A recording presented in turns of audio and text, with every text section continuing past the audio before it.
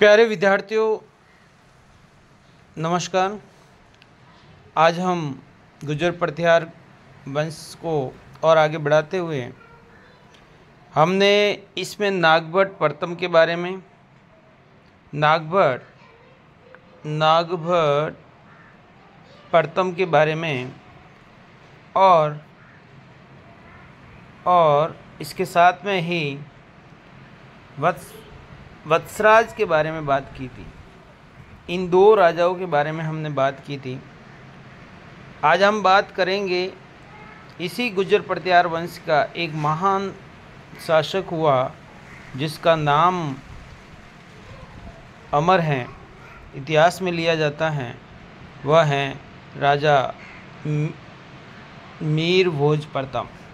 तो ये भी गुर्जर प्रतिहार वंश का शासक था। इनका जो समय है 836 से लेकर के 885 तक का समय माना जाता है। इसके साथ में ही इनके बारे में अगर हम बात करें तो सबसे पहले देखिए, रामभद्र के बाद, यानी इनके पिताजी कौन थे? रामभद्र के बाद में मीर भोज प्रथम गुर्जर प्रतिहार वंश का शासक बना। यानी रामभद्र के बाद मीर भोज प्रथम जो है गुर्जर प्रतिहार वंश का क्या बनता है? शासक बनता है। इसके समय में एक अरब यात्री जो हैं वो भारत आया था। एक अरब यात्री, इसके समय में एक अरब यात्री भारत आया था जिसका नाम है सुलेमान। क्या नाम आता है? सुलेमान। सुलेमान जो है एक अरब यात्री था जो मीर भोज प्रथम के समय में भारत आता है। ये यहाँ से आपके प्रश्न पूछा जा सकता है, ये सुलेमान वाला, कि अरब यात्री कौन था जो मीर भोज प्रथम के काल में भारत आया था। उसने मीर भोज के बारे में क्या कहा? मीर भोज के बारे में उसने कहा था कि मीर भोज के पास विशाल अश्व सेना है और वह इस्लाम का बड़ा शत्रु हैं और उसका साम्राज्य समृद्ध है जिसमें सोने चांदी की बहुत सी खानें हैं, राज्य चोरी डकैती से मुक्त हैं। ये सारी बात जो हैं वो किसने कही थी?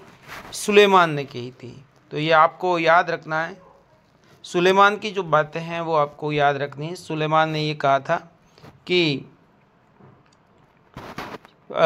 मीर भोज के पास में अश्व सेना विशाल मात्रा में थी और वो इस्लाम का बड़ा दुश्मन था, मतलब शत्रु था।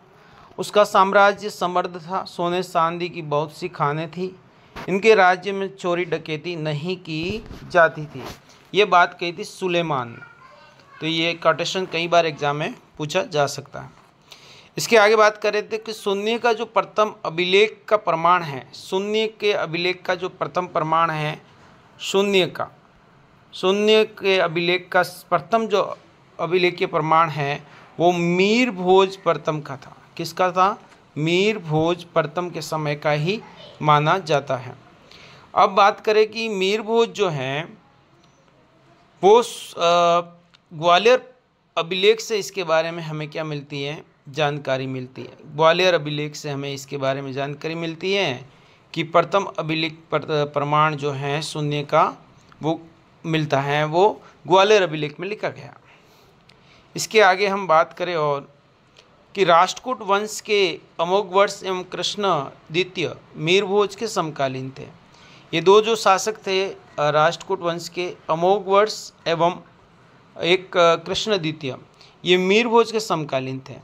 और कृष्ण द्वितीय को मीर भोज ने नर्मदा नदी पर तट पर पराजित किया था।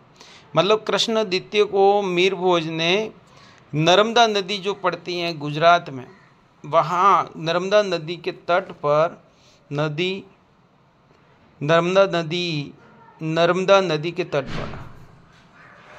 नर्मदा नदी के तट पर क्या किया था? पराजित किया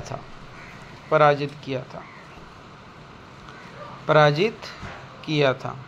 तो ये आपको याद रखना है। तो एक गुर्जर प्रतिहार शासक था जिसने नर्मदा नदी के तट पर कृष्ण द्वितीय को क्या किया था? पराजित किया था। इसके आगे हम बात करें कि भोज वैष्णव धर्म का अनुयायी था। ये किस धर्म का अनुयायी था? वैष्णव धर्म का अनुयायी माना जाता है। इनको आदिवारा की उपाधि दी जाती है। आदिवारा जो वारा की उपाधि है वो मीर भोज को आदिवारा की उपाधि दी जाती है। और इसने इसको प्रभास की भी उपाधि दी जाती है। तो आदिवारा और प्रभास की उपाधि किस गुर्जर प्रत्याश शासक को दी जाती हैं? तो वो है मीर भोज। मीर भोज कौन है? वो मीर भोज प्रथम को दी जाती हैं। इसके अलावा इसने एक सिक्का भी चलाया था जिसका नाम था आदिवारा द्रम नामक सिक्का इसने चलाया था, जिस पर एक तरफ वराह की आकृति देखने को मिलती हैं। अब मीर भोज की प्रमुख उपलब्धियाँ क्या है? उसने कौन कौन सी विजय प्राप्त की? तो विजय में देखें इनकी प्रमुख विजय कौन कौन सी थी। तो सबसे पहले कालिंजर और गुजराना पर अधिकार किया था इसने। तो ये हमें ताम्रपत्र अभिलेख बताता है कि मीर भोज ने जो है सर्वप्रथम बुंदेलखंड पर पुनः अपनी सत्ता स्थापित की थी और मंडोर गुर्जर प्रत्यार वंशी नरेशों को पुनः अपने अधीन किया था। संदिल नरेशों ने भी इनकी अधीनता स्वीकार कर ली थी। दूसरी विजय की बात करें तो वो थी इनकी दूसरी विजय थी गोइल व कलसूरियों पर विजय। गोइल व कलसूरियों पर विजय, तो गोइल और कलसूरियों पर भी विजय प्राप्त करने वाला जो शासक था वो था गुर्जर प्रत्यार का मीर भोज। तो उत्तर भारत में भोज ने हिमालय की तराई तक अपनी सीमाओं का क्या किया था? विस्तार किया था। यानी हिमालय की तराई तक अपनी सीमा का विस्तार किया था। और यहाँ पर एक अभिलेख मिलता है जिसका नाम है आपको पता ही है बालादित्य नागभट्ट प्रथम के दरबार में रहा करता था। और यहाँ पर बालादित्य ने के साक्ष्य अभिलेख के अनुसार, बालादित्य का एक अभिलेख मिला है साक्ष्य अभिलेख के अनुसार, गोइल राजकुमार हर्षराज ने उत्तर के राजाओं पर विजय प्राप्त की तथा भोज को अश्व उपहार में दिए थे। क्या की थी? भोज को अश्व उपहार में दिए थे। उसके अलावा ये भोज कन्नौज का प्रतापी शासक मीर भोज था। ये भोज है कौन? तो वो भोज है आपका मीर भोज। गोइल वंश भोज के क्या थे? अधीन थे। गोइल वंश जो है भोज के अधीन माना जाते। गोरखपुर के जो कलसूरी वंश है उनको गुणाम्बोधिदेव ने भोज की अधीनता स्वीकार कर ली थी, जो कलसूरियों का एक शासक हुआ करता था गोरखपुर का। तो इन कलसूरी और गोइलों पर भी मीर भोज ने क्या की थी? विजय प्राप्त कर ली थी। इसके बाद में देखा जाए तो बंगाल के पालों से इनका संघर्ष हुआ था। जो पाल थे उनसे क्या संघर्ष होता है? तो बंगाल के पाल नरेश उसके समय थे देवपाल पर इसने क्या किया था? मीर भोज ने आक्रमण किया था। अगली बात करें हम दक्षिणी पश्चिमी प्रदेशों पर आक्रमण। तो दक्षिण पश्चिमी प्रदेशों पर भी मीर भोज ने अपना आक्रमण जमाया था। ये कौन कह रहा है? पृथ्वीराज विजय के अंदर लिखा हुआ है कि उसने ऐसा किया था। पृथ्वीराज विजय ग्रंथ से पता लगता है कि चौहान गुवक की बहन थी एक कलावती। क्या नाम था? कलावती का विवाह जो है वो कन्नौज नरेश मीर भोज से हुआ था। जो कलावती का जो विवाह है वो मीर भोज से हुआ था। और ये कलावती कौन थी? ये कलावती थी आपके चौहान गुवक की बहन थी, जिससे मीर भोज ने क्या किया था? विवाह किया था। इस वैवाहिक संबंध के कारण शाकंभरी के चौहानों ने प्रत्यार साम्राज्य के विस्तार में योगदान दिया था। तो यहाँ पर शाकंभरी के चौहान जो सांबर झील के आसपास पाए जाते थे उनको शाकंभरी कहते थे। तो शाकंभरी के चौहान जो है उन्होंने जो है गुर्जर प्रत्यारों का सपोर्ट किया था, योगदान दिया था, क्योंकि इन्होंने वैवाहिक संबंध बनाए थे। इसके आगे हम तो इस प्रकार से हम देखें तो अब तो फिर स्कंद पुराण ऊना अभिलेख से भी इनको बारे में जानकारी मिलती है। वो कहते हैं कि उत्तरी काठियावाड़ के जो निकटवर्ती प्रदेश सुरक्षेत्र जो हैं उनको भी मीर भोज प्रथम ने विजय किया था। अगली विजय है राष्ट्रकूटों से संघर्ष। तो मीर भोज ने राष्ट्रकूटों से भी संघर्ष किया था। राष्ट्रकूट शासक जो हैं वो इनके हमेशा परंपरागत क्या रहे थे, दुश्मन रहे थे, शत्रु रहे थे। नागभट्ट प्रथम के समय से ही आपको पता है कि ये इनके क्या रहे थे, दुश्मन रहे थे। मीर भोज की दक्षिण पश्चिमी अभियान से प्रत्यार राज्य की सीमा राष्ट्रकूट राज्य के समीप तक पहुंच गई तो परस्पर युद्ध आवश्यक हो गया था। तो इनके दोनों की आपस में जो साम्राज्यवादी नीति है, जिसके कारण राष्ट्रकूट और गुर्जर प्रत्यारों में युद्ध होता है और इसमें महत्वपूर्ण भूमिका कौन निभाता है, मीर भोज। इसके आगे हम बढ़े, अगर ग्वालियर प्रशस्ति के अनुसार बात की जाए तो राष्ट्रकूटों से ये पराजय 1867 ईस्वी में होगी। यानी ग्वालियर प्रशस्ति के अनुसार मीर भोज की राष्ट्रकूटों से जो पराजय हुई वो 1867 में हुई थी, जो युद्ध हुआ था। इसके बाद में परंतु भोज ने इस पराजय का प्रतिशोध अपने शासनकाल के अंतिम वर्षों में लिया प्रतीत होता है। ग्वालियर लेख में अंकित है कि भोज ने कृष्ण राज को अपनी राज्य सीमा में जाने को कहा था। तो इस प्रकार ये मीर भोज था जिसने जो राष्ट्रकूटों के साथ भी युद्ध करता है और राष्ट्रकूटों को पराजित कर लेता है। राष्ट्रकूटों का शासक था कृष्ण द्वितीय। उन कृष्ण द्वितीय और मीर भोज के मध्य में युद्ध होता है और उस युद्ध में कहते हैं कि मीर भोज ने कृष्ण द्वितीय को हराया था। अब हम आगे बढ़ते हैं। अगला जो शासक आता है राष्ट्रकूटों का वो है महेंद्रपाल प्रथम। तो महेंद्रपाल प्रथम का जो समय था वो 885 से लेकर के वो था आपके 910 ईस्वी तक। 885 से 910 तक जो का शासनकाल है वो महेंद्रपाल प्रथम का रहा था। अगर हम इसकी बात करें तो ये जो शासक हैं ये भी महान शासक था। इसके दरबार में महेंद्रपाल की बात करें तो महेंद्रपाल जो हैं इसके दरबार में कवि भी रहा करते थे। एक कवि भी था। ये महेंद्रपाल प्रथम के समय में इसका जो पुत्र था मीर भोज का, किसका पुत्र था ये, मीर भोज का पुत्र, वो था महेंद्रपाल प्रथम। याद रखना, मीर भोज प्रथम का पुत्र जो है महेंद्रपाल प्रथम था। इसके दरबार में प्रसिद्ध एक विद्वान था जिसका नाम था, क्या नाम था, राजशेखर। याद रखना, राजशेखर इसके दरबार में रहा करता था। राजशेखर ने कहीं किताबें लिखी, कई बुक्स लिखी, कई रचनाएं लिखी थी। इसके दरबार में राजशेखर रहा करता था जिसने क्या क्या लिखा था, देखो, कपूर मंजरी क्या लिखी थी, एक तो कपूर मंजरी, याद रखना, कपूर मंजरी लिखी थी।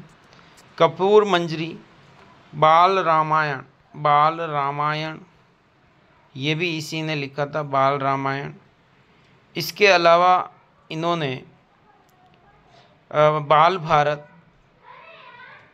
काव्य मीमांसा, हर विलास, भुवन कोश आदि ग्रंथ जो हैं वो सब इसने लिखे थे। तो ये बड़ा कवि था राजशेखर, जो महेंद्रपाल प्रथम के दरबार में रहा करता था। अगर हम अगली बात करें अगले शासक की तो वो था महिपाल प्रथम। महिपाल प्रथम जो हैं उसका जो समय था 912 से 943। राजशेखर जो हैं वो राजशेखर महिपाल का भी क्या था, राजगुरु माना जाता था। ये एग्जाम में कई बार पूछा जाता है कि राजशेखर किस गुर्जर प्रत्यार शासक का राजगुरु माना जाता था, तो वो महिपाल प्रथम का, ये आपको याद रखना। राजशेखर ने महिपाल को आर्यवर्त का महाराजा धीराज तथा रघुकुल मुक्तामणि कहा है। ये भी आपको याद रखना है कि राजशेखर ने महिपाल को क्या कहा, आर्यवर्त का महाराजा धीराज कहा था और रघुकुल मुक्तामणि कहा था, रघुकुल मुक्तामणि भी कहा था। इसके समय में बगदाद निवासी जो हैं, इसके समय में याद रखना, बगदाद निवासी एक बगदाद निवासी था जिसका नाम क्या था बताएं, बहुत प्रसिद्ध थे वो। उसका नाम था अल मसूदी। क्या नाम था? अल मसूदी। अल मसूदी, अल मसूदी ये भारत आया था। अल मसूदी जो हैं बगदाद से भारत आया था इसके समय में, महिपाल के समय में। अल मसूदी की पुस्तक का नाम था, याद रखना, इनकी पुस्तक थी जिसका नाम था मुरुजल जहाब। मुरुजल जहाब ये इसकी पुस्तक मानी जाती है। कई बार एग्ज़ाम में पूछी जाती है, तो आप ध्यान से इनको पढ़ना है। इसके आगे हम बढ़ें तो महिपाल प्रथम के बाद गुर्जर प्रत्यार साम्राज्य का विघटन प्रारंभ हो गया था और 963 ईस्वी में कृष्ण तृतीय ने प्रत्यार राजाओं को क्या किया था? परास्त कर दिया था।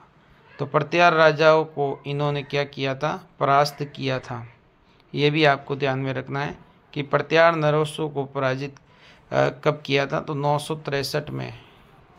और इनके महिपाल प्रथम के बाद गुर्जर प्रत्यार का साम्राज्य जो है वो विघटन की ओर चला गया था। इसके अंदर एक बात और है कि वो आपको याद रखने वाली है कि महिपाल अल मसूदी की पुस्तक तो हमने देख ली, मुरुजल जहाब है। अल मसूदी ने महिपाल प्रथम को बहुर या बोहरा कहा था। बहुर या बोहरा कहा था, यह आपको ध्यान में रखना, बोहरा कहा था। इसके बाद हम बात करें गुर्जर प्रत्यारों के अंदर, तो गुर्जर प्रत्यार वंश का अंतिम शासक जो हैं वो किसे माना जाता है? वो यशपाल को माना जाता है। गुर्जर प्रत्यार वंश का अंतिम जो शासक हैं वो यशपाल को माना जाता है। वो 1036 के आसपास था। अब एक बात और है कि शास बहु अभिलेख जो हैं, कौन सा? शास बहु अभिलेख। शास बहु अभिलेख, शास बहु अभिलेख जो हैं वो आपका अभिलेख कहाँ है? वो आपका महिपाल द्वितीय का है। किसका है वो? महिपाल द्वितीय का माना जाता है। ये भी आपको याद रखना है कि गुर्जर प्रत्यार वंश का अंतिम शासक यशपाल था। शास बहु अभिलेख महिपाल द्वितीय का है। ये सारी बातें आपको समझ में आ गई होगी।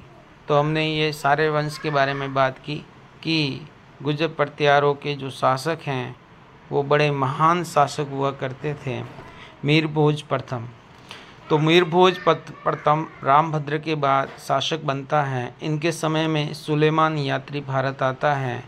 इसके अलावा सुलेमान ये कहता है कि मीर भोज के पास विशाल अश्व सेना है और वह इस्लाम का बड़ा शत्रु है। उसका साम्राज्य समृद्ध है जिसमें सोने चांदी की बहुत सी खानें हैं। राज्य चोरी डकैती से मुक्त है। ये सुलेमान कहता है। शून्य का प्रथम अभिलेख के प्रमाण मीर भोज के ग्वालियर अभिलेख से मिलता है। शून्य का प्रथम अभिलेख जो है वो ग्वालियर अभिलेख से मिलता है। राष्ट्रकूटों एक नरेश था, अमोघ वर्ष एवं कृष्ण द्वितीय मीर भोज के समकालीन थे। कृष्ण द्वितीय को मीर भोज ने नर्मदा नदी के तट पर पराजित किया था। भोज जो है वो वैष्णव धर्म का अनुयायी माना जाता है। उसने आदिभारा की तथा प्रभास की उपाधि धारण की थी। इसके अलावा उसने एक सिक्का चलाया था जिसका नाम था आदिभारा ध्रम नामक सिक्का। मीर भोज ने जो विजय प्राप्त की थी उन विजयों में देखा जाए तो वो विजय कौन कौन सी थी? वो विजय थी आपकी पहली विजय मानी जाती है कालिंजर तथा गुजराना पर अधिकार। दूसरी विजय इनकी जो मानी जाती हैं वो हैं गोइल तथा कलसुरियों पर विजय। तीसरी जो विजय मानी जाती है वो हैं बंगाल के पालों से संघर्ष। तीसरी जो विजय मानी जाती है वो है राष्ट्रकूटों से संघर्ष। और इस तरह से इन्होंने कुल मिलाकर 5 उपलब्ध विजय प्राप्त की थी। उसके बाद में जो महान शासक हमने पढ़ा महेंद्रपाल प्रथम आया। और महेंद्रपाल प्रथम की खास विशेषता है कि इसके दरबार में इसका जो दरबार में है वो राजशेखर रहा करता था, बहुत बड़ा कवि हुआ करता था, वो इसके दरबार में रहा करता था। कपूर मंजरी जैसी पुस्तक इन्होंने लिखी थी, काव्य मीमांसा, ये सारे के सारे जो हैं वो ग्रंथ इनके कार्यकाल में ही लिखे गए थे। इसके बाद में जो आया था वो था महिपाल प्रथम, और इनके दरबार में भी इनका जो राजगुरु था वो राजशेखर को ही माना जाता था। तो महिपाल प्रथम का राजगुरु कौन था? राजशेखर प्रथम ही था। अब बात की जाए महिपाल जो प्रथम है, उसके बाद में गुर्जर प्रत्यार साम्राज्य का क्या होने लग गया था?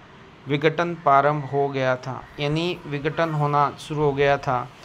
गुर्जर प्रत्यार वंश का जो अंतिम शासक था वो मैंने बताया कौन था? यशपाल था। यशपाल को माना जाता है, अंतिम शासक माना जाता है। इस प्रकार कृष्ण तृतीय की बात की जाए तो कृष्ण तृतीय की बात की जाए वो उसने इनको गुर्जर प्रत्यारों को क्या किया था? पराजित कर दिया था। इसके अलावा हम बात करें कि गुर्जर प्रत्यार वंश का अंतिम जो शासक हैं वो यशपाल था।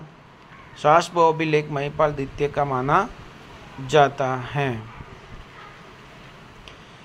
तो प्यारे विद्यार्थियों, ये आपको वीडियो अच्छा लगा होगा तो वीडियो को शेयर करें, लाइक करें, सब्सक्राइब करें, अधिक से अधिक लोगों तक भेजें ताकि सभी लोग इसका फ़ायदा उठा सकें। जय हिंद साथियों।